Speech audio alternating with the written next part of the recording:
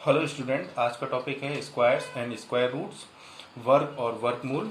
ये एनसीईआरटी और आरबीएसई दोनों में ही क्लास 8 में इंट्रोड्यूस हो रहा है।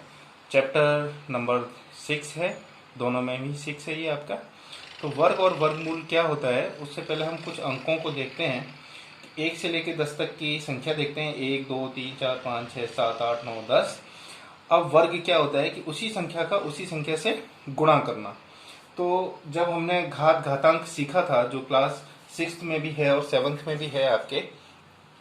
अब घात और घातांक में देखें अपन, तो 1 को 1 से गुणा किया तो 1 के ऊपर हम घात लगा देते हैं 2। उसी प्रकार हम यहाँ पे 2 को 2 से गुणा करते हैं तो घात 2 हो जाती है। तो ऊपर जो घात लगी हुई है उसका मतलब है उसी नंबर को उस घात के संख्या के अनुसार उतनी बार गुणा करना। जैसे 3 के ऊपर 2 घात लगी है तो 3 को 2 बार गुणा करना है, 4 के ऊपर 2 घात लगी है 4 को 2 बार गुणा करना है, 4 को 4 से गुणा करना है, मतलब है ना, और 2 को 2 से गुणा करना है। तो इस टाइप से हमारे पास ये आता है। तो 1 को गुणा 1 से किया 1, 2 को 2 बार गुणा किया 2 इंटू 2 4, 3 को 3 से गुणा किया 9, 4 को 4 से गुणा किया 16, 5 को 5 से गुणा किया तो 25, 6 को 6 से गुणा किया 36, 7 को 7 से गुणा किया तो 49, 8 को 8 से गुणा किया तो 64, 9 को 9 से गुणा किया तो 81 और 10 को 10 से गुणा किया 100। तो मैंने इसके नीचे एक अंडरलाइन लगा रखी है रेड कलर की, 1 जो एक इकाई अंक है ये, है ना। इसका इकाई अंक ये 4, इकाई अंक 9, ये सबके इकाई अंक है। अब इकाई अंक के नीचे क्यों लगा रखा है कि वर्ग का इकाई अंक जो है वो ये दे रखे हैं अपने पास। अब यहाँ पर देखें तो 2 2 के जोड़े बन रहे हैं सभी में। आप अच्छे से देखें तो 2 2 के जोड़े मिलेंगे आपको सभी के लिए। जैसे एक का जोड़ा मिलेगा आपको 9 के साथ। ये देखो यहाँ पर जोड़ा बन रहा है इसका, 9 के साथ है। 4 का जोड़ा मिल रहा है आपको 2 और 8 के साथ।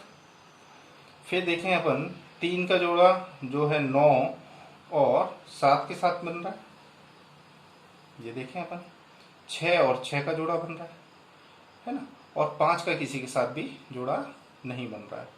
ये इकाई अंक आपको याद रखने हैं, क्योंकि जब हम वर्गमूल निकालेंगे तो वर्गमूल की जो संख्या होगी उसका इकाई अंक को हम ध्यान में रखते हुए यहाँ पे अंदाजा लगा सकते हैं कि किसका आंसर किसके आसपास होगा या कितना हो सकता है।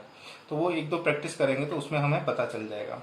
अब वर्गमूल जो है ये तो हो गया वर्ग है, इस संख्या का वर्ग हो गया। अब वर्ग का वर्गमूल निकालेंगे, यानी कि वापस उसी संख्या पे पहुंचेंगे हम।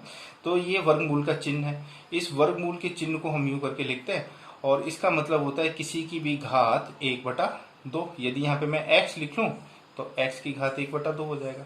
तो यहाँ पर 1 का वर्गमूल जब निकालेंगे तो 1 आएगा और 4 का वर्गमूल निकालेंगे तो 2 आएगा।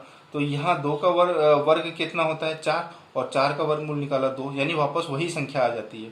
अब 3 का वर्ग क्या होता है 9, और 9 का वर्गमूल कितना होता है 3, तो वापस वही संख्या हमें प्राप्त होती है। 4 का वर्ग होता है 16 और 16 का वर्गमूल होता है 4। तो वर्गमूल ज्ञात करने की विधियों हैं हमारे पास। उसमें पहले हम एक बार समझें कि वर्गमूल प्राप्त करना वर्ग की प्रतिलोम संक्रिया है। तो जैसे यहाँ बता रखा है, तो यहाँ पे भी हमने ये बता रखा है कि 1 का वर्ग बराबर 1, अतः 1 का वर्गमूल क्या हो गया 1 हो गया। 2 का वर्ग 4 हो गया, अतः 4 का वर्गमूल 2 हो गया। 11 का वर्ग कितना हो गया 121, अतः 121 का वर्गमूल 11 हो गया। अब वर्गमूल ज्ञात करने की जो विधियां हैं उसमें सबसे पहली विधि आती है घटाने की संक्रिया द्वारा वर्गमूल ज्ञात करना। अब घटाने की संक्रिया द्वारा वर्गमूल ज्ञात करना, इसको हम समझेंगे उदाहरण लेके। इसमें क्या है कि हम जानते हैं कि प्रथम n विषम प्राकृत संख्याओं का योग, प्रथम n विषम प्राकृत संख्याओं का योग। प्राकृत संख्या कहाँ से शुरू होती है 1 से शुरू होती है, 1 2 3 4 5 6 7 8 है, ऐसे कंटिन्यू चलती रहती है। तो प्राकृत संख्या तो हो गई। अब विषम मतलब होता है जो जिसमें 2 का भाग नहीं जाए, जैसे 1 3 5 7 9, तो वो होती है। उनका योग कितना होता है वर्ग n के वर्ग के बराबर होता है। अतः प्रत्येक वर्ग संख्या को 1 से प्रारंभ कर क्रमागत प्राकृत संख्याओं के योग के रूप में व्यक्त किया जा सकता है। अब यहाँ पर हम समझ लेते हैं इसको, जो स्टेटमेंट कह रहा है, जो लाइन कह रही है उसको हम समझते हैं। तो उसमें क्या आएगा कि विषम प्राकृत संख्याएं कौन कौन सी हैं अपने पास। अब यहाँ पर हम ले लेते हैं 1, 3, 5, 7, 9, 11, 13, 15, 17, 19, 21, इस टाइप से ये अनंत तक चलती रहेंगी। अब ये कह रहा है कि प्रथम, यानी हम चाहे यहाँ से 21 तक ले लें चाहे यहाँ तक ले लें, हम सभी को लेते हैं। इन दोनों को हमने प्लस किया इन दोनों को हमने, तो 1 + 3 कितना हो गया 4। अब इन तीनों को प्लस किया हमने, 1, 3 और 5 को प्लस किया तो 9 आया। अब 1, 3, 5 और 7 चार संख्याओं को हमने जोड़ा तो कितना आया 16 आया। फिर 9 को जोड़ा तो 25 आया, 11 को जोड़ा तो 36 आया हमारे पास। फिर 13 और जोड़ दिया इसके अंदर तो 49 आ गया अपने पास। फिर 15 और जोड़ दिया इसके अंदर तो कितना हो जाएगा ये 64 हो जाएगा, है ना। फिर हम इसके अंदर और जोड़ा हमने यहाँ पर 17 और जोड़ दिया तो 81 हो जाएगा, है ना। अब इसमें एक और 19 को और जोड़ दिया तो 19 इसमें जोड़ा तो 0 हो गया, 8 और 1 9 10 100 हो जाएगा ये, है ना। और 21 को जोड़ेंगे तो ये 1 2 1 हो जाएगा। अब यहाँ पर हम देखें 4 का वर्गमूल कितना होता है 2। ये 4 का वर्ग हो गया, 3 का वर्ग क्या हो गया 9, 4 का वर्ग 16, 5 का वर्ग 25, 6 का वर्ग 36, 7 का वर्ग 49, 8 का वर्ग 64, 9 का वर्ग 81, 10 का वर्ग कितना हो गया 100 और 11 का वर्ग क्या हो गया 121। इस स्टेटमेंट का कहने का मतलब ये है। तो अब इसमें घटाने की संक्रिया, ये तो जोड़ने से हमें वर्ग प्राप्त हुआ और घटाने से हमें क्या प्राप्त होगा वर्गमूल प्राप्त होगा, यानी इसका हम प्रतिलोम करेंगे। तो जोड़ने पर हमें वर्ग प्राप्त हुआ और घटाने पर, तो हम यहाँ पर सबसे पहले संख्या ले लेते हैं एक उदाहरण के रूप में कि वर्गमूल 81। अब 81 वर्ग को हम कैसे देखते हैं, तो पहला ये तो स्टेप्स हैं यहाँ पर। तो 81 में से सबसे पहले हमने माइनस किया 1 को, तो कितना आएगा हमारे पास 80 आएगा, है ना। फिर वापस 80 में से हम क्या माइनस करेंगे 3 माइनस करेंगे तो कितना आएगा 77 आएगा।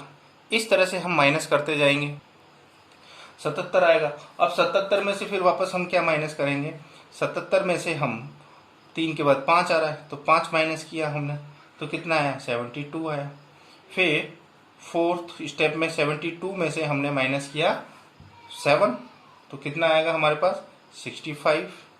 65 में से हमने माइनस किया 9 तो कितना आएगा हमारे पास 56।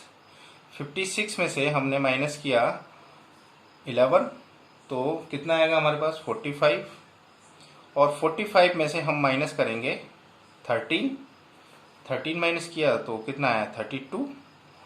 अब 32 में से हम माइनस करेंगे 15 तो 15 माइनस किया तो कितना आया 17।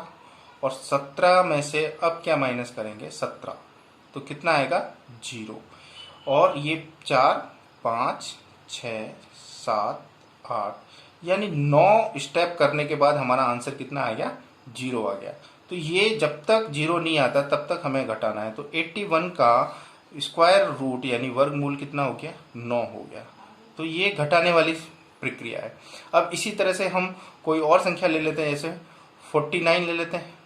49 के अंदर तो 49 में से हमने पहले क्या माइनस करेंगे, हम 49 में से वही वापस 1 माइनस करेंगे। हम 1 माइनस करेंगे तो कितना आएगा 48। फिर 48 में से हम माइनस करेंगे 3 तो कितना आएगा 45। तो इस तरह से हम माइनस करेंगे तो जब हमारे पास 7 स्टेप पूरी हो जाएंगी तो वहाँ पे क्या हो जाएगा 0 हो जाएगा। तो देखते हैं इसको। तो इस तरह से हम माइनस करते गए तो 7वें चरण में हमें 0 प्राप्त हुआ। तो 49 का वर्गमूल कितना हो गया अपने पास 7। तो ये जो विधि है घटाने वाली विधि, ये बहुत ही लंबी विधि है।